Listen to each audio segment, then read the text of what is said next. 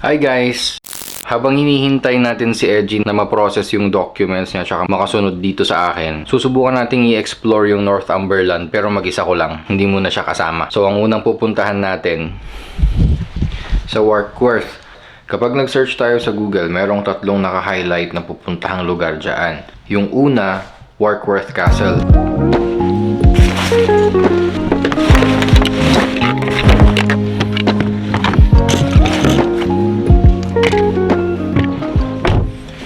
So isa sa mga advantages ng may sasakyan dito sa Inglaterra, pwede mong puntahan lahat ng gusto mo kung kailan mo gusto o kung kailan ka po pwedeng pumunta.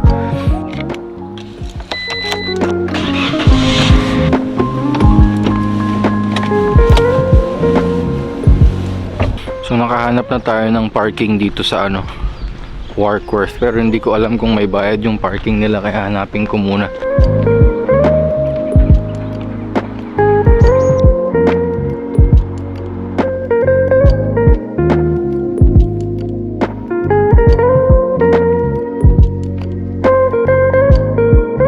Tapos dito lang pala tayo sa labas ng castle kasi siguradong may entrance na naman yan. Baka hindi natin kayanin yung bayad.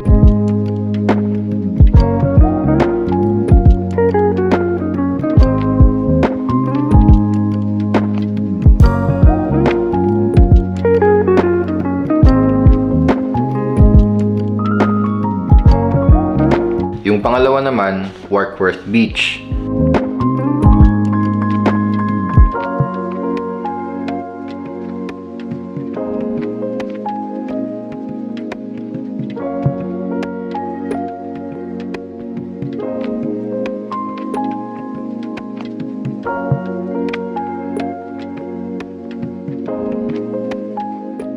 Nakapag-drone tayo sa Warkworth Beach.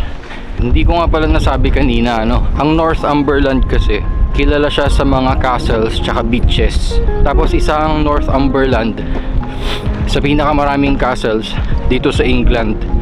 Kaya maganda siyang i-explore.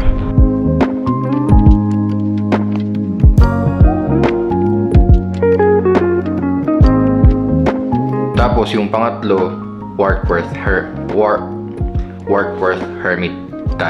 Hermitage, tirahan ng ermitanyo. Unfortunately, sabi ni Google, temporarily closed daw yung Hermitage. So, hindi natin siya mapupuntahan.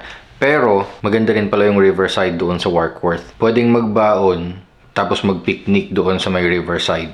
Tapos meron din silang libreng parking doon. Hindi ko nga lang alam kung gaano katagal po pwedeng magstay. Pero sabi nung parking signage nila, P45 short stay.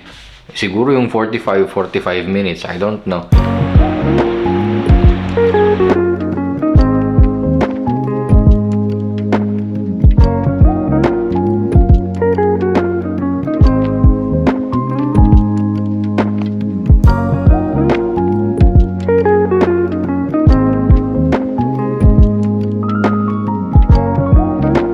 Pagka may time na off kami lahat ng mga tropa ko, tatawagin ko sila para kumain dito.